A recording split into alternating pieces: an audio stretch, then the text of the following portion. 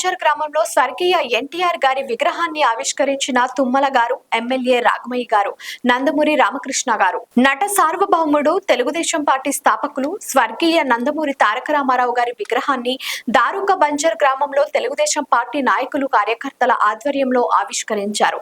తెలంగాణ రాష్ట్ర మంత్రివర్యులు శ్రీ తుమ్మల నాగేశ్వరరావు గారు మరియు సత్తుపల్లి నియోజకవర్గం శాసన సభ్యురాలు శ్రీమతి డాక్టర్ మట్టా రాఘమయ్య దయానంద్ గారు మరియు నందమూరి రామకృష్ణ గారు ఈ కార్యక్రమంలో కల్లూరు ఏఎంసీ చైర్మన్ భాగం నీరజ ప్రభాకర్ చౌదరి, తెలుగుదేశం పార్టీ నాయకులు, కార్యకర్తలు, ఎన్టీఆర్ అభిమానులు, కాంగ్రెస్ నాయకులు, కార్యకర్తలు పాల్గొన్నారు.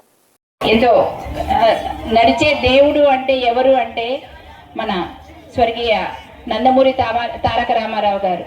వారి స్మృతి చిహ్నంగా ఈరోజు విగ్రహావిష్కరణ జరుపుకోవడం, అందుకు వారి తనయులు రామకృష్ణ గారు విచ్చేయడం చాలా ఆనందదాయకంగా ఉంది. ఈరోజులో పాల్గొనడం కూడా నా అదృష్టమే. చిన్నప్పటి నుంచి వారి సినిమాలు చూస్తూ పెరిగాను.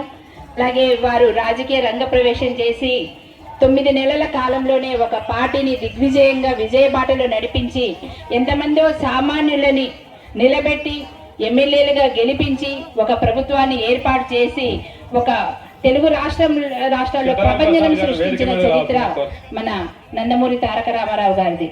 వారు తీసుకున్న సాహసోపేతమైన నిర్ణయాలు కానీ, అందులో ఒకటి నాకు ముఖ్యంగా గుర్తుండిపోయింది ఏంటంటే ఆడపిల్లలకు కూడా ఆస్తిలో సమాన హక్కు ఇవ్వాలి అనేది. అదొకటి నేను అప్పుడు చాలా చిన్నపిల్లల స్కూల్లో చదువుతా ఉన్నాను. అప్పుడు అందరూ కూడా చర్చించుకున్నారు, ఎంతో ఆడపడుచులందరూ కూడా ఎంతో ఆనందించారనమాట. అదొకటి బాగా గుర్తుంది. అట్లే పేదవాళ్ళకి 2 రూపాయలకి కిలో బియ్యం పథకం కానీ ఇలా ఎన్నో పథకాలు చేపట్టి మరి ముక్కు సూటిగా, నిజాయితీగా, నిబద్ధతతోటి పేద ప్రజలకి ఎన్నో సంక్షేమ పథకాలు అమలు చేసుకుంటూ వచ్చిన మహనీయులు.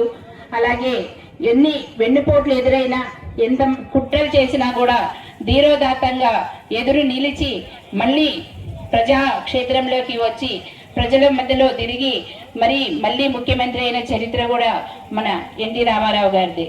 అంతటి మహానుభావుడిని ఈరోజు స్మరించుకుంటూ మరి ఈ ప్రోగ్రాం కండక్ట్ చేసినందుకు మన తెలుగుదేశం పార్టీ నాయకులకు, అభిమానులకు, కార్యకర్తలకు, ముఖ్యంగా వారి తనయులైన రామకృష్ణ గారికి కూడా హృదయపూర్వకంగా ధన్యవాదాలు తెలియజేసుకుంటూ, మరి నాకు చాలా ప్రోగ్రామ్స్ ఉండడం వల్ల ఎక్కువ సమయం మీ మధ్య గడపలేకపోతున్నాను కనుక క్షమించండి. అలాగే నా గెలుపులో కానీ, పదవిలో ఉండడంలో కానీ, ప్రభుత్వం పదవిలో ఉండడంలో కానీ ముఖ్య పాత్ర మా తెలుగుదేశం అభిమానులది, కార్యకర్తలది. మీరందరూ మనస్ఫూర్తిగా మాకు సపోర్ట్ చేసి ఈరోజు మాకు ఈ అవకాశం ఇచ్చారు. అందుకని మిమ్మల్ని ఎప్పటికీ కూడా మర్చిపోము.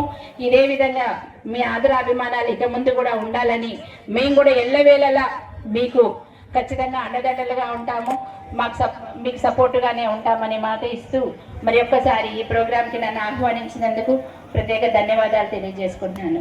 జై ఎన్టీఆర్ గారు, జై ఎన్టీఆర్ గారు. థ్యాంక్ యూ అండి, thank you very much. Like చేయండి, షేర్ చేయండి, సబ్స్క్రైబ్ చేయండి. మరిన్ని వీడియోల కోసం బెల్ సింబల్ పై క్లిక్ చేయండి.